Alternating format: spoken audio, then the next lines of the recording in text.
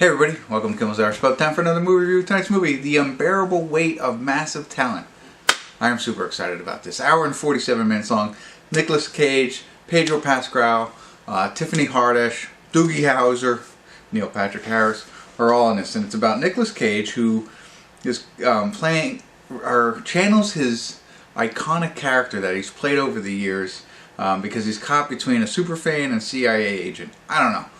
But I mean, like, I just made sure I was watching the right movie, and it shows like Con Air, right? That's his. That's the first character you see. Spoiler alert: his Con Air character, and it just made me think they're going to show all of his iconic characters. Now, I think I've seen a lot of Nicolas Cage movies. I mean, even the bad ones. You've seen some of the reviews, probably, of me doing like the worst of the worst movies that he's doing anything for a long period of time, Bruce Willis type.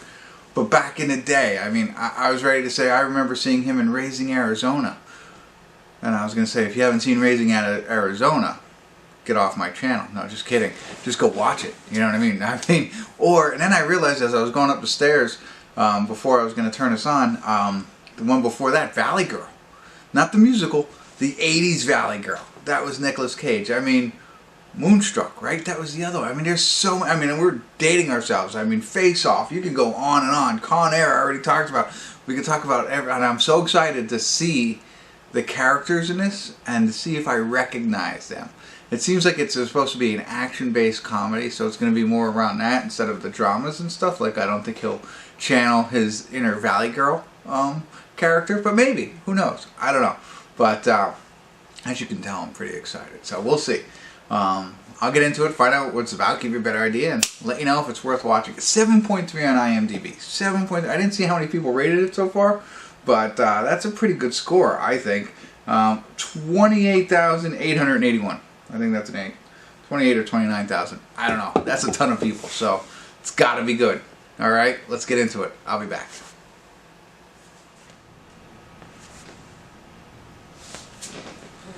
Hey everybody, I want to do a quick check-in here. We're watching The Unbearable Weight of Massive Talent, starring Nicolas Cage and Nick Cage. 55 minutes, 43 second marks. It's about halfway, right? So, just clear the air a little bit. I mean, not that I was completely wrong. I told you about that opening scene where it's him from Con Air. Well, and what I had assumed, and maybe you did, maybe you didn't, I assumed that we were going to see his characters throughout the movie. That's not the case. So there's a lot of references to all of his movies, which is great. And there are some, obviously, I didn't hear of or I didn't see. I have to go to IMDb, like Guarding Tess was one that I have never seen before, and that's referenced in this. But he does have like a imaginary version of himself, Nick Cage, and you know, he's got a leather jacket on, but whatever, and he tries to, I don't know, pump him up at times. That's really it. Besides all the movie references and stuff like that, there's, like, I for some reason thought we would see more of the characters that he has played over the years. That's not the case. So clearing the air on that. That was my misunderstanding. Maybe you didn't understand it that way. Maybe you did, and now I helped you. I don't know. But ultimately, he's a struggling actor. They reference the fact that he acts in everything. He's very busy because he's in every film, and that, you know, maybe he should be more selective, whatever. Ultimately, what happens is Pedro Pascal invites him to his birthday party. Going to pay him a lot of money. He's in a lot of debt. He's not getting movies. He takes him up on that offer. Well, they think Tiffany Haddish is the CIA person that we referenced in the beginning, and they think he did something, some kidnapping or something like that. And so she finds out that Nicolas Cage is there and starts trying to get his help getting into Pedro Pascal's character, hobby, if you will. So, but, you know, Nicolas gets there and he starts building a kind of relationship with him. So he's kind of stuck in that limbo, as you can imagine. But there are some laugh out loud moments. I laughed out loud a couple of times. I like all the references.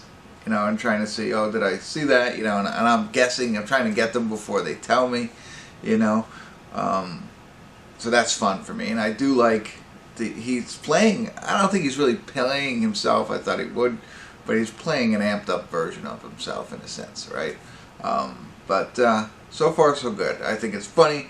I like Pedro's character. I like Nicolas Cage, whatever you want to call it. Not Nick Cage, because there's a Nick Cage and there's a Nicolas Cage. I like Nicolas Cage, not Nick Cage so much. So that's it. That's where I'm at so far. So we'll see where it goes from here. But so far so good. I like it. So stick around. We'll see if I still like it. There's plenty left. I'll be back.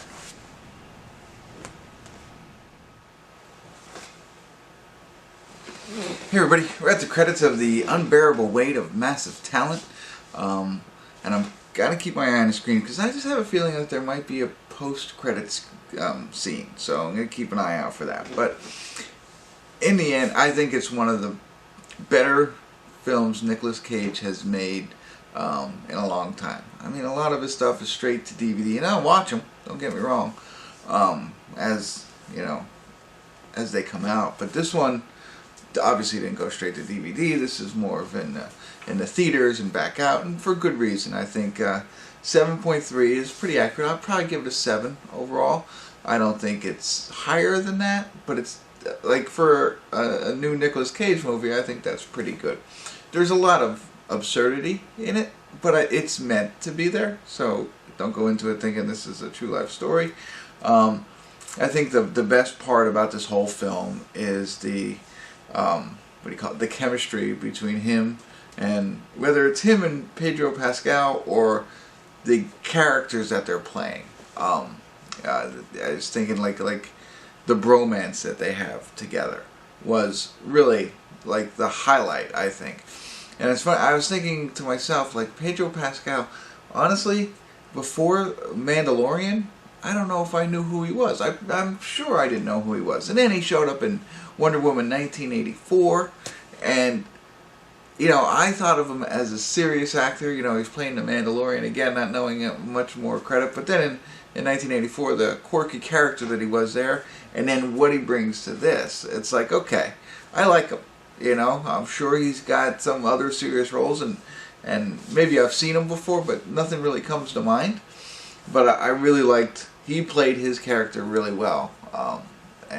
So I enjoyed that, and then of course Nicolas Cage is great, and the two of them together was just pretty neat. As I mentioned before, they reference a lot of his movies. There's scenes that kind of reference it, or things within the film, and then there's certain words that they say that reference the film, and sometimes they just say the whole film. I'm not sure if I caught them all, because I know now as I started to scroll through IMDb, I didn't see all of his movies. I mentioned Guarding Tess, Crows 2 was another one I didn't see, but there was a lot that I did pick up on that are in here, so that was pretty cool. Fast Times at Ridgemont High was one that I totally slipped my mind, but see if you see that one in here. So there's a lot in there, and if you're a fan or you've seen a lot of his movies, you'll be looking for them, and that's a lot of fun too. So I do have one piece, but I'll save that for the end. But otherwise, again, watching the two of them together interact in the situation that they're put in was just a lot of fun and laughable and stuff like that. There's times where, right in the beginning, Javi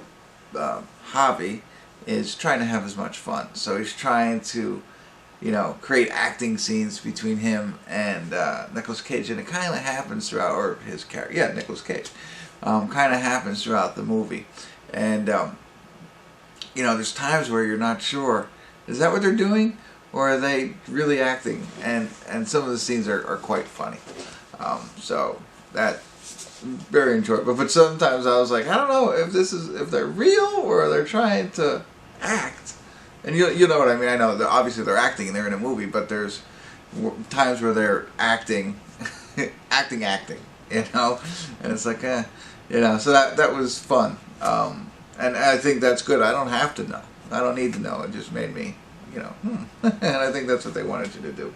Now, I mentioned the Nick Cage character. I did look. He is from one of Nicolas Cage's movies, not one that I have seen, so I might have to watch it at some point. But it wasn't anybody that I recognized. I had to look it up, and evidently he is somebody. So maybe you'll know it if you watch it, if you haven't seen it already. So there you go. That's everything I got for you. Hopefully this was helpful. Definitely enjoyable. And I do have one other thing that I will share.